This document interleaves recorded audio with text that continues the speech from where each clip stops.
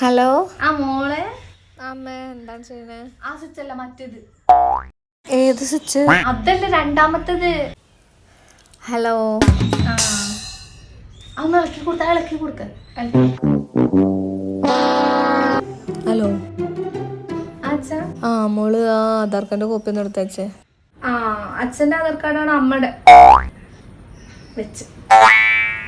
Hello ആരുടെ ആധാർ കാർഡാണ്? അമ്മയുടെ ആധാർ കാർഡ്. ഏത് നമ്പറിൽ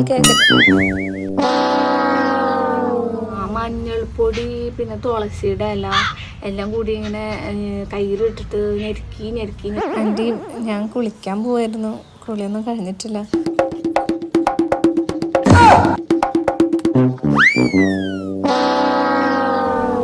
എന്ത്?